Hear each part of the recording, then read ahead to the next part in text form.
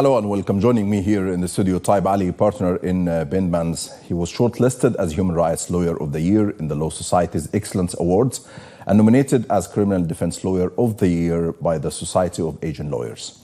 He has been twice featured at the Time Lawyer of the Week. In 2023, Taib was highly commended for Lawyer of the Year at the Modern Law Awards. Welcome to the show. Taib, thank you for joining me today.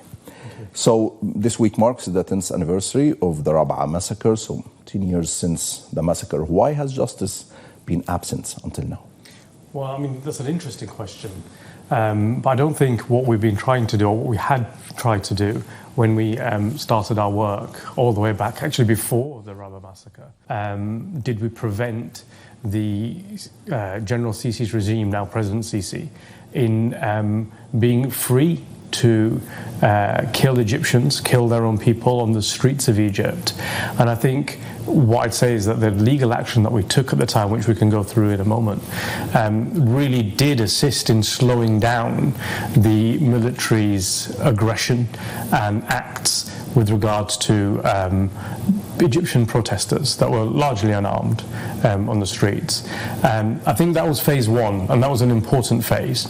And lots of legal action had to be taken in order to just make that happen, to slow down the aggression. I think if we hadn't have intervened in the way that we did at the time, significantly more people would have been arrested and killed and harmed during that period. Phase two is justice, and justice doesn't have a time limit on it. I think we're still engaged in that process now. And 10 years is too long for achieving justice in Egypt? I mean, is 10 years too long? A day is too long to achieve justice. When somebody's rights have been violated to the degree where they've been injured to a life-changing degree, or killed, or have a family member killed, that person wants immediate justice.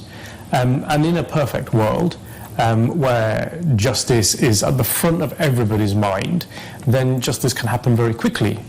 It can happen in the most unbelievably difficult circumstances. The best example of that we have right in front of us right now in the Ukraine, for example.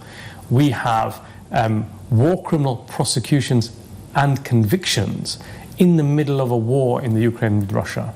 So where there is the will of the international community, the United States, the United Kingdom, and Europe, justice can be instantaneous. It can happen before the events have even finished. And that's what indicates where how rapid justice happens in a situation like this. And if you apply that same will to Egypt, then you could have justice today, tomorrow. We should have had it in 2013, 2014. And you just said you tried and you worked hard to prevent the violation of human rights and the crimes from the Egyptian regime. Over 10 years, you have been a part of a legal team to persecute symbols of the Sisi regime. You submit complaints to the United Nations, the International Criminal Court, the African Union, the Universal Jurisdiction in Britain. You have several attempts to bring justice to Egyptian. And what I found interesting, you start this from the day one of the military coup.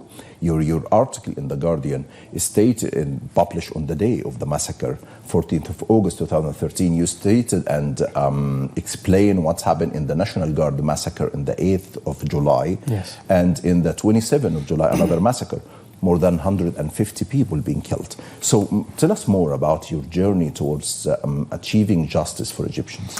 Yeah, I mean, so just as a lawyer looking at what was happening in Egypt, it became very clear before the Ra'imه massacre that the Egyptian military regime, was thinking very carefully about what it would do. And there were really clear signals to us here in the UK as a legal team that violence was going to be used. There were indications about that. And we thought it was really important that the perpetrators of that potential violence, but you see, violence can be proportionate to quell a situation, but the signifiers and the signals we were seeing were showing that the violence was going to be disproportionate. It was what was happening on the ground with protesters, with Egyptians, was not responded to by the Egyptian military in a proportionate way. And so a senior British lawyer, Michael Mansfield, QC at the time, who's now a Casey, and myself, we decided that it was really important to bring to the attention of the world, and in particular the Egyptian regime, before they did anything, that there would be consequences to them if they did an action. And, very unfortunately, but it also shows how we analysed the situation at the time. We together penned an article for The Guardian, which was published on the day, on the 14th, which explained what we thought was going to happen and that this wouldn't just be allowed to be forgotten. And the fact that we're sitting here 10 years after that article talking about it kind of proves that we haven't forgotten about it. And so that's what led up to that point. And, in a way, it's quite a historic article in itself because it preempted what the Egyptian regime were going to do. But it's also very sad that we could see it. And it's even worse. And it's a sign of injustice that the international community clearly have analysts who are paid and extremely highly skilled, that they didn't see it, or they saw it and they refused to do anything about it. Because if I could see it sitting in my office in London, I'm sure the British government, the American government, and the European Union governments could see it as well. And they ignored it.